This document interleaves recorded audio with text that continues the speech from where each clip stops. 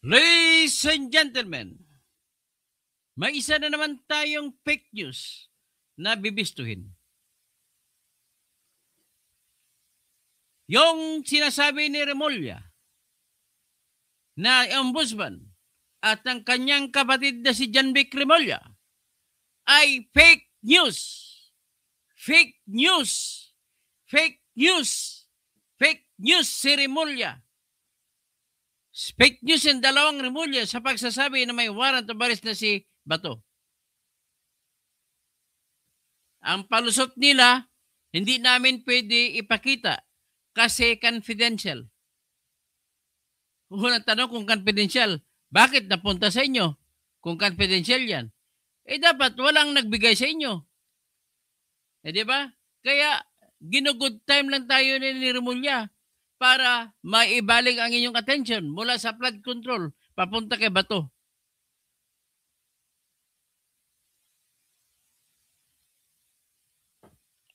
Yan po ang katotohanan. Okay, bago i-advertise ko lang muna yung restaurant ng aking inanak, yung Paeng, kay Rafael Rusupa, isang gumawa niyan na isang expert na international experienced na nagiging chef siya. At siya po ay culinary arts expert, specialist. Tapos yung asawa niya, yung aking inanak ko sa pareho, ay anak ni Jerry Yap, na aking kumpare na sarado at sa kabilang ibayo na. Namatay siya noong November. If I'm not mistaken, November 2022. Pagkatapos ni Percy, si Percy is namatay October 23. October 2, October 3, 2022. Namatay si Boss Jerry ay 2022 rin namatay. Pagkatapos ni Percy, siya naman namatay. So, talagang sigurado ko sa petsa kasi patay na siya nung namatay ang aking nan. So anyway, ang malapit lang yan po sa 8229 or 8227 Arcadio Santos Avenue sa San Isidro Sucat, Parañaque. At pwede kayong kumain dyan. Meron mga tinatawag na mga sandwiches. Meron ding iba dyan. Pwede nyo kumain at yung pakiusap ko lang sa inyo, tulungan nyo sila kasi bakit po? Kasi mahina ng benta nila sa panahon ni BBM. At dahil dyan, nag-isip na po sila magsasara at lilipat sa ibang bansa.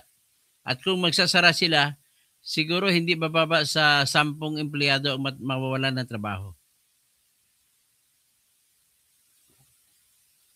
Gandang gabi. Thomas Esplana. Talagang bangag na bangag itong gobyerno natin. Hoy, bangag! BBM, alis ka na. Halata ka na, sigurado ka na. Hindi na po pinag-usapan kung totoo o hindi na ikaw ay bangag. Na ikaw ay addict. Hindi na pinag-usapan yan. Ang importante, katotohanan na yung ate, si Amy Marcos, ay nagrevelasyon na sa publiko na ikaw, si Sandro, ang iyong asawa na si Lisa, ay mga addict. Hindi na importante kung totoo o hindi. At mali na para sabihin ni Senator Lacson na dirty linen in public, dapat personal, dapat pamilya. Tarantado ka talaga, Lacson. Hindi ba natutunan yan? Matagal ka na sa kwan. Pareho pa naman tayong graduate sa PLM. Ikaw graduate sa PMA at PLM. Ako graduate sa MSU at PLM. Ikaw graduate ka sa PMA bilang military officer at nagiging PC officer at nagiging police officer kasi may subjects kayo na criminology. Pagkatapos, ikaw ay nagkaroon ng School of Government Masteral Course diyan sa pamantasan ng lungsod ng Maynila. Pareho tayong galing. Ako naman, Mindanao State University, Marawi bilang sa civil engineering degree ko. At ako ay naging abogado. Nagtapos po ako ng Doctor of Jurisprudence sa pamantasan ng lungsod ng Maynila. Kaya dapat ayusin mo naman, Ping, ang ginagawa mo, Ping. So, ito ang ating pag-usapan. May warrant of arrest ba kay Bato? Naku, fake news! Fake news! Fake news, ladies and gentlemen. Gino-good time lamang tayo ni Rimulya para pag-usapan. After all, sabi niya, i-deny ko lang na hindi ko ipapakita. Kasi bawal naman kasi confidential. Luko-luko ka talaga. Ganon po, dishonest na tao ito si Bing Rimulya. Biro mo pati mga bagay na ganon, laro-laruan niya. Kahit hindi totoo. Hindi po totoo kahit sabihin pa ni Harry Roque na ang arrest warrant ay labas na. Hindi po mangyayari. Sabi pa nga ni Atty. Kaufman, imposible po mangyari. Imposible mangyari na may warrant of arrest na laban kay Bato. Anong rason? Ang rason ko rin nung araw. Ganon din ang rason ni Kaufman. Nung araw, sinasabi ko na walang warrant of arrest sapagkat hindi pa na-desisyonan ng finality ng International Criminal Court kung may jurisdiction ba ang ICC sa Pilipinas o wala. Oo, nag-challenge si Duterte na walang jurisdiction ayon sa kanyang argumento at yan din ang argumento ko na walang jurisdiction ang ICC sa kaso sa Pilipinas kahit sino mga mamamayan nito. At ang argumento na yan ay dinesisyonan ng International Criminal Court Pre-Trial Chamber. At natalo si Duterte dyan. Natalo rin ako sa aking argumento. Pero hindi pa tapos. Kasi bakit? Nag-apila pa si Atty. Kaufman Duterte. Kung nag-apila ay hindi pa na-desisyonan hanggang ngayon. Bagkus halata na nahihirapan ang International Criminal Court. Kasi ang tagal na yan, nauna pa yan sa issue na interim release. Pero hanggang ngayon, hindi pa rin desisyonan. At kung hindi pa madesisyonan sa apila, sa hawak ng appeals chamber, ay wala pang kasiguruhan kung may authority ang ICC sa Pilipinas o wala. At dahil tanong pa, hindi pa klaro, imposible na magpalabas ng warrant of arrest ang ICC laban kay Bato. Hindi pwedeng gagawin yan ng International Criminal Court na hindi pa settled, hindi pa final ang issue kung may jurisdiction ba or authority ang ICC o wala. Bagkos, sa ngayon ay nag-argumento pa ang ICC, ang si Atty. Kaufman na wala nga pong jurisdiction ng ICC. So habang hindi pa madesisyonan ng appeals chamber, ay hindi pa pwede magpalabas ng warrant of arrest. Kaya Bato, lumabas ka na. I-challenge mo sila, lumabas ka na. Hindi ka pwedeng arestuhin. Magbitbit ka ng abogado mo, andyan si Israelito Turion, si Atty. Israelito Turion. Hindi ka pwedeng arestuhin. Lumabas ka. Kung ako sa iyo, lalabas ako. Para kung arestuhin ka, bida ka pa. Kaawaan ka ng mga DDS.